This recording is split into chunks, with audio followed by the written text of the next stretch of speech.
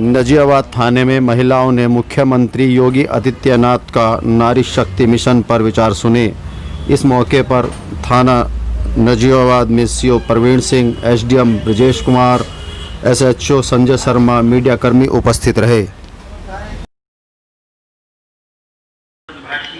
महिला पुलिसकर्मी के साथ महिला आगंतुकों को सहायता और उनके कार्यों पर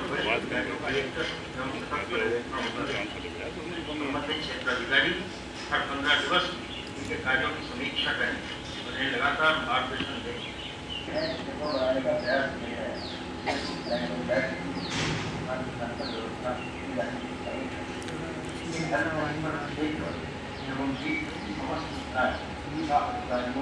अस्पताल, एम्बुलेंस, विद्यालयों, मजिस्ट्रेटों, डिजिटल वॉलंटियर्स, समिति सदस्यों, DRP और शक्ति मोबाइल के प्रभारियों को अपने विवरण करें ताकि ये त्वरित सेवा प्रदान कर सकें और सबसे मददगार साबित उसका विवरण किया जाएगा।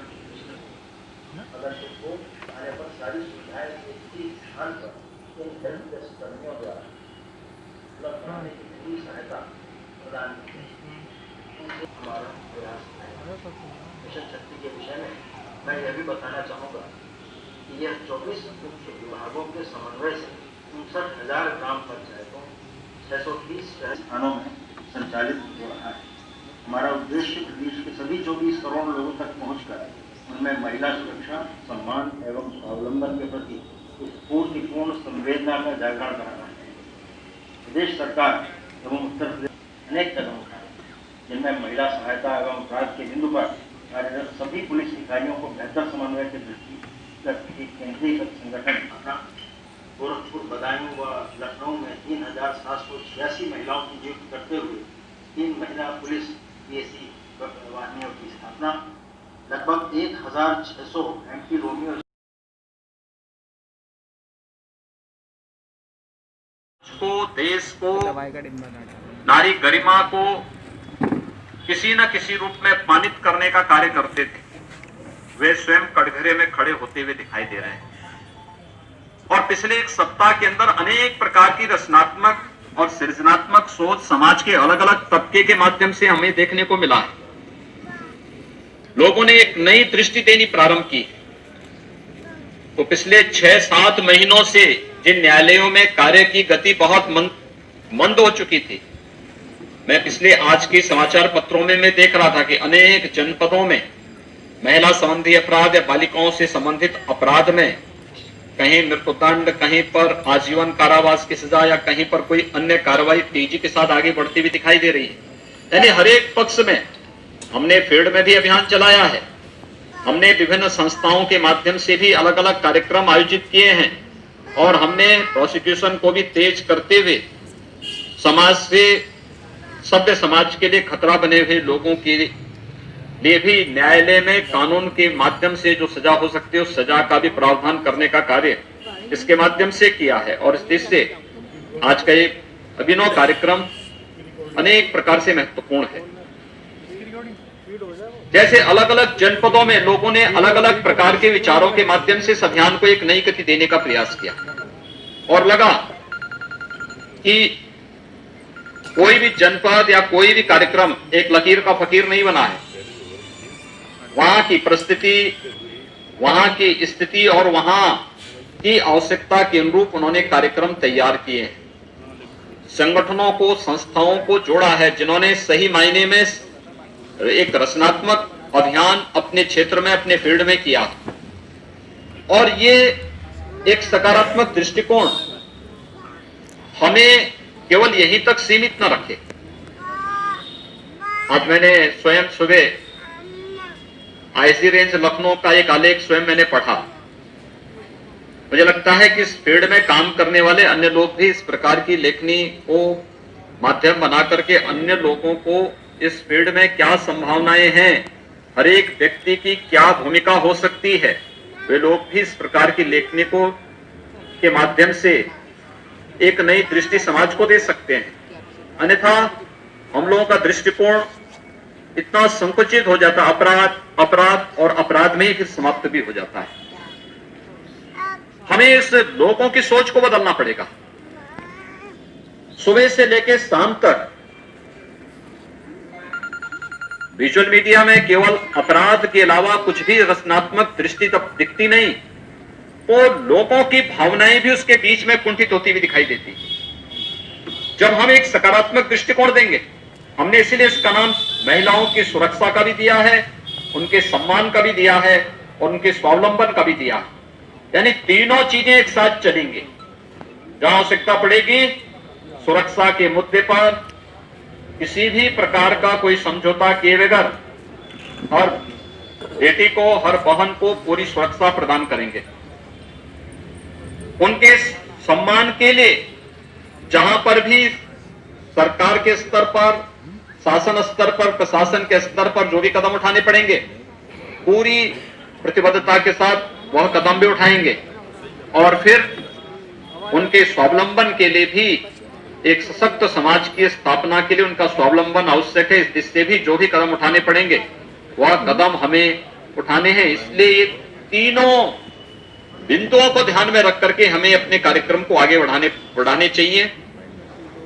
पुलिस के कार्यक्रम पिछले 7 दिनों के अंदर दिखाई दी, चाहे वह सुरक्षा जागरूकता के कार्यक्रम का हो, एंटी रोमियो स्क्वाड के गठन और उसको एक बार फिर से तीव्रता प्रदान करने का हो, प्रोसिक्यूशन को तेज करके महिला संबंधी अपराधों के लिए जिम्मेदार तत्वों को सजा दिलाने का कार्यक्रम हो, या फिर पिंक बूथ और पिंक पेट्रोल के माध्यम से एक नए अभियान का सृजन करने का हो, या महिला हेल्प डेस्क सभी थानों में स्थापित हो। एक छोटी सी समय सीमा के अंदर ये सभी कार्यक्रम संपन्न हुए हैं। अन्य विभागों को भी, अन्य 23-24 विभाग भी क्या कार्य कर रहे हैं, इस प्रकार के कार्य की समीक्षा मुख्य सचिव कार्यालय के स्तर पर और मुख्यमंत्री कार्यालय के स्तर पर की जानी चाहिए कि वास्तव में अन्य विभागों ने भी क्या क्या कार्यक्रम इस दृष्टि किए हैं, क्योंकि हर एक की जवाबदेही भी इसके लिए तय होनी चाहिए।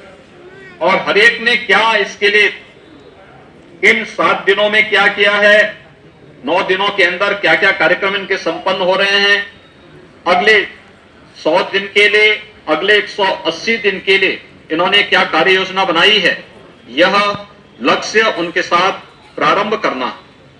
क्योंकि यह कार्यक्रम एकांकी नहीं है, अंतर विभागीय समन्वय के माध्यम से सभी विभागों का एक समन्वित रूप जब सामने आएगा, तो हम उत्तर प्रदेश के माध्यम से देश के अंदर महिलाओं की सुरक्षा, महिलाओं के सम्मान और उनके स्वावलंबन की दृष्टि से एक महिला चार्टर की स्थापना करने में हम सफल होंगे, जिसके माध्यम से हम बता पाएंगे कि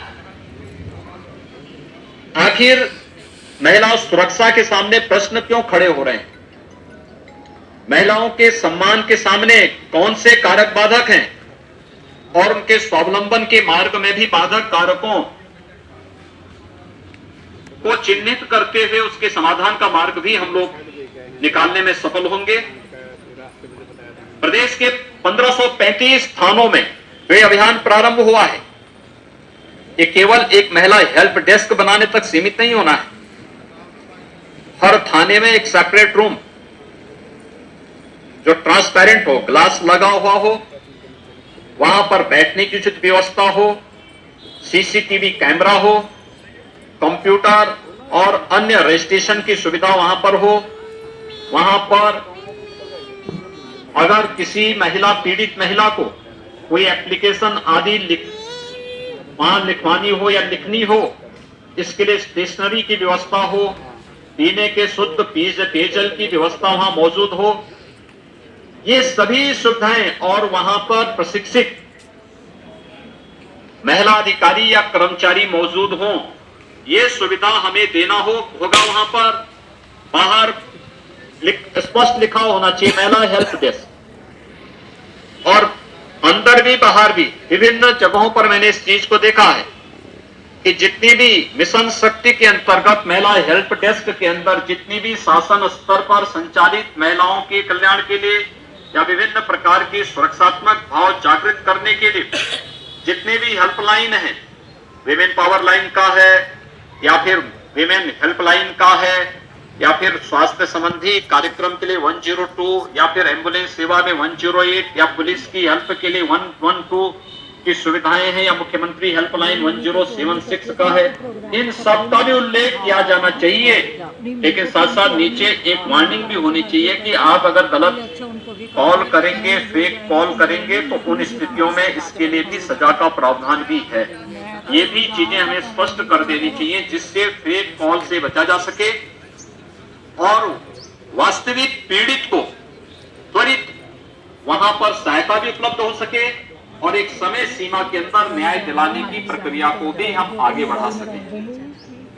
एक ब्रेन अभियान का एक हिस्सा है और इसमें केवल एक विभाग नहीं, सभी लगभग 200 करोड़ रुपए की परियोजनाओं को लागू करना जारी शामिल। देश की परियोजना के तहत जैसे smart control room, pink patrol cars जो संख्या में 140 है, pink booth, pink toilets, 1090 call centre का विस्तार एवं 100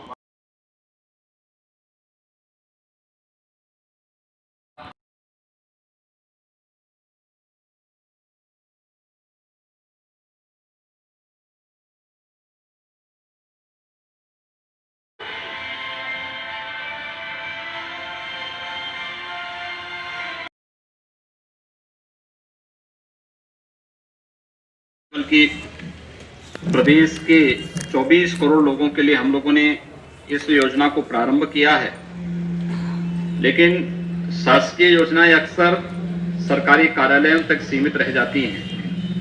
जन सहभागिता आवश्यक है और जन सहभागिता के लिए आप जैसे जागरूक संगठनों और संस्थाओं की जागरूक महिलाएं अगर आगे आएंगी तो जरूर इसमें सफलता प्राप्त करेंगी, जरूर सफलता प्राप्त होगी। मैं आपको, आपकी संस्था को हृदय से धन्यवाद देता हूँ।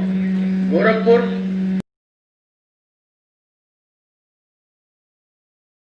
मिशन पूरी तरह सुरक्षित है और द्वारा भी प्रचारित किया गया, तो उसका उद्देश्य सीधा सीधा ये है कि आपको कोई भी दिक्कत कहीं होती है तो एकदम आप निश्चिंत होकर थाने में आए, और आप क्योंकि समाज के कुछ चुनिंदा प्रतिनिधि हैं और उन लोगों को बताएं। ऐसा नहीं अपराध पहले नहीं होता था, ये अपराध महिला संबंधी अपराध पहले ही होते थे, लेकिन पंचायत के स्तर पर, प्रधान के स्तर पर लोगों को समझा दिया ठीक है हम विजिट करेंगे, ये जुर्माना लगा देंगे, वो लगा देंगे। लेकिन अब इतना मीडिया तेज हो गया है कि घटना छुपाई नहीं छुपती है। दूसरी बात, घटना हो गई, अब बल तो घटना होने नहीं देंगे। घटना अगर हो जाती है तो तुरंत कार्रवाई, जो अभी मुख्यमंत्री जी बोल रहे थे कि दंड, ये कह देना था बेल करा लेंगे, आम आदमी ठीक है देख लेंगे बेल करा देंगे, बेल कराना कह देना अलग चीज़ है और जेल जाना अलग चीज़ है। अभी कीरतपुर में एक घटना घटित हुई, जब मैं शिवनगर कोर्ट नहीं खुला या किसी वजह से छुट्टी रही तो वो नहीं उसमें गिना जाएगा, लेकिन वर्किंग 30 डेज में हमने उसे आजीवन कारावास की सजा कराई। वो आजीवन कारावास का मतलब टिल डेथ, मरने तक। पहले आजीवन कारावास होता था 20 साल का, 22 साल के आदमी ने अपराध किया, 44 साल में बाहर आ गया, 40 साल में बाहर आ गया, अच्छा आचरण किया तो और 15 साल में बाहर आ गया। लेकिन अब उम्र कैद का मतलब हो गया टिल डेथ, अंतिम सांस तक वो जेल में रहेगा। इसका उद्देश्य ये था खाली कि एक तो अपराध होने नहीं देंगे हम, होगा तो इतनी त्वरित कार्रवाई करेंगे जितना पुलिस कर पाएगी। और कानून में इतना बड़ा संशोधन हुआ है, तमाम तरह की पहले आम छेड़खानी हो गई, 294 में बंद कर दिया, थाने से बेल होगी, नहीं ऐसा नहीं। अब 7 साल से कम तो सजा है ही नहीं इसमें कहीं। तो चलिए आपने क्या सीखा आपने? अभी आपने मुख्यमंत्री द्वारा बोल रहे थे, क्या सीखा इसका? यही सीखा है कि महिलाओं को आज के टाइम में जागरूक होना बहुत ज़रूरी है, जिसके लिए मतलब एजुकेशन सबसे ज़्यादा ज़रूरी है महिलाओं के लिए। अगर एजुकेटेड होंगी तो वो अपने सम्मान के लिए लड़ सकेंगी। आपने क्या सीखा? अभी आपने मुख्यमंत्री जी बोल रहे थे। हाँ, एक्चुअली यहाँ पे सीखने की बहुत सारी चीज़ें हैं, जैसे कि हमें बताया गया है कि यहाँ पे हेल्पलाइन नंबर है, उन नंबर को हमें फॉलो करना है। अगर हमें कोई भी प्रॉब्लम होती है हमें आगे पहले इन्फॉर्म करना है, फिर उसको फॉलो करके हमें जागरूक होना है। जागरूक होंगे हम तभी अपने अधिकारों के लिए लड़ सकेंगे। क्या सीखा आपने अभी? मैंने यहाँ पे महिलाओं के अधिकार और मान सम्मान और सुरक्षा के लिए जो बताया गया है माननीय मुख्यमंत्री द्वारा, उसके बारे में जो स्पीच दी गई है उसके बारे में बहुत सारी, एक हेल्पलाइन डायल नंबर के बारे में बताया गया है 100109, जो महिलाओं के लिए बहुत ज़रूरी है। और महिलाओं के सशक्त बनाने के लिए ज़रूरी है।